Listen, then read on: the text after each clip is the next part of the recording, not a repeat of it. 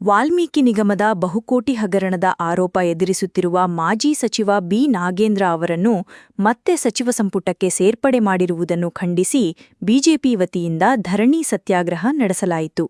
ವಾಲ್ಮೀಕಿ ನಿಗಮದಲ್ಲಿ ಪರಿಶಿಷ್ಟ ಪಂಗಡದ ಜನರ ಕಲ್ಯಾಣಕ್ಕಾಗಿ ಮೀಸಲಿಟ್ಟಿದ್ದ ನೂರಾರು ಕೋಟಿ ರೂಪಾಯಿ ಅನುದಾನವನ್ನು ಅಕ್ರಮವಾಗಿ ವರ್ಗಾವಣೆ ಮಾಡಲಾಗಿದೆ ಎಂಬ ಆರೋಪ ಕೇಳಿಬಂದಿದೆ.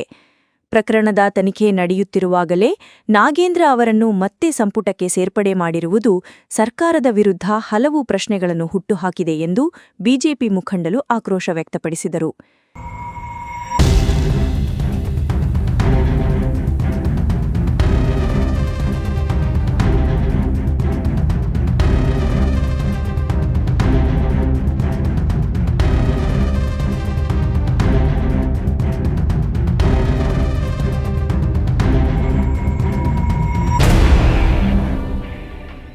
ನಾಗೇಂದ್ರ ಅವರನ್ನು ತಕ್ಷಣ ಸಚಿವ ಸಂಪುಟದಿಂದ ವಜಾಗೊಳಿಸಬೇಕು.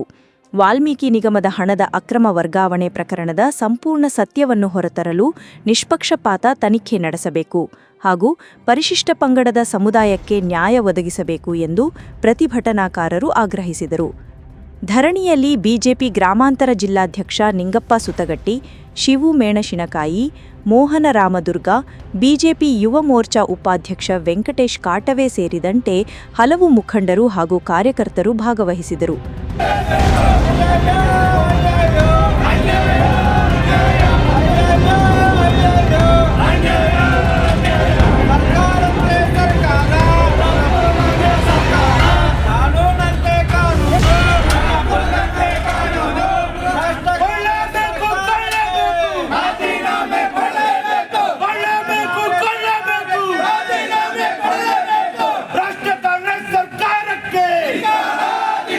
ಈ ವೇಳೆ ಮಾತನಾಡಿದ ವೆಂಕಟೇಶ್ ಕಾಟವೆ, ವಾಲ್ಮೀಕಿ ಸಮುದಾಯದ ಅಭಿವೃದ್ಧಿಗೆ ಮೀಸಲಿಟ್ಟ ಹಣದ ದುರ್ಬಳಕೆಯ ಆರೋಪ ಎದುರಿಸುತ್ತಿರುವ ವ್ಯಕ್ತಿಗೆ ಮತ್ತೆ ಸಚಿವ ಸ್ಥಾನ ನೀಡಿರುವುದು ಖಂಡನೀಯ ಎಂದರು.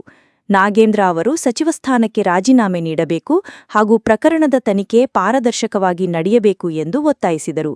ಇವತ್ತು ಹುಬ್ಬಳ್ಳಿ ಧಾರವಾಡ ಮಹಾನಗರ ಭಾರತೀಯ ಜನತಾ ಪಾರ್ಟಿ ಹಾಗೂ ಗ್ರಾಮಾಂತರ ವತಿಯಿಂದ ಧಾರವಾಡದಲ್ಲಿರುವ ಜಿಲ್ಲಾಧಿಕಾರಿ ಕಚೇರಿ ಎದುರುಗಡೆ ಭಾರತೀಯ ಜನತಾ ಪಾರ್ಟಿ ಮಹಾನಗರ ಹಾಗೂ ಗ್ರಾಮಾಂತರ ಜಿಲ್ಲಾ ವತಿಯಿಂದ ಬೃಹತ್ ಪ್ರತಿಭಟನೆಯನ್ನು ಹಮ್ಮಿಕೊಂಡಿದ್ದಾವೆ.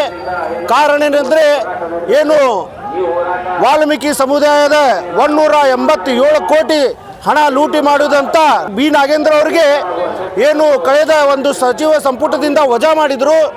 ಅವ್ರಿಗೆ ತಿರ್ಗಾ ಡಿ. ಕೆ. ಶಿವಕುಮಾರ್ ಒಂದು ಸಂಪುಟದಲ್ಲಿ ಮತ್ತೆ ಸಚಿವ ಸ್ಥಾನ ದೊರಕಿದೆ. ಅದು ಒಂದು ಖಂಡನೀಯ ವಿಷಯ. ಯಾಕಂದರೆ ಬಡವರ ಹಣ ನುಂಗಿದ್ದವ್ರಿಗೆ ಇವರು ಸಚಿವ ಸ್ಥಾನ ಕೊಡ್ತಾರಂದರೆ ಕಾಂಗ್ರೆಸ್ ಜರ್ಮಾನದಲ್ಲಿ ಒಂದು ಭ್ರಷ್ಟಾಚಾರ ನುಗ್ಗಿದೆ ಅಂತೇಳಿ ನಾವು ಹೇಳಿಕ್ಕೆ ಇಚ್ಛೆಪಡ್ತೀನಿ. ಭಾರತೀಯ ಜನತಾ ಪಾರ್ಟಿ ಇದರ ವಿರುದ್ಧ ಮುಂಬರುವ ದಿವಸದಲ್ಲಿ ಅವ್ರಿಗೆ ಏನಾರ ರಾಜೀನಾಮೆ ಕೊಡಲಿಲ್ಲ ಅಂದರೆ ಅವ್ರ ವಿರುದ್ಧ ಉಗ್ರವಾಗಿ ಹೋರಾಟ ಮಾಡ್ತೇವೆ ಅಂತೇಳಿ ಈ ಸಂದರ್ಭದಲ್ಲಿ ಹೇಳಿಕ್ಕೆ ಇಚ್ಛೆಪಡ್ತೀನಿ. ವೆಂಕಟೇಶ್ ಕಾಟವೆ, ಹುಬ್ಬಳ್ಳಿ ಧಾರವಾಡ ಮಹಾನಗರ ಭಾರತೀಯ ಜನತಾ ಪಾರ್ಟಿ ಉಪಾಧ್ಯಕ್ಷ, ಯುವ ಘಟಕ, ಯುವ ಮೋರ್ಚಾ. ವಾಲ್ಮೀಕಿ ನಿಗಮದ ಹಗರಣದ ಸಂಪೂರ್ಣ ತನಿಖೆ ನಡೆಸಿ ತಪ್ಪಿತಸ್ಥರ ವಿರುದ್ಧ ಕಠಿಣ ಕ್ರಮ ಕೈಗೊಳ್ಳಬೇಕು ಎಂಬುದು ಬಿಜೆಪಿ ಪ್ರತಿಭಟನಾಕಾರರ ಪ್ರಮುಖ ಆಗ್ರಹವಾಗಿತ್ತು.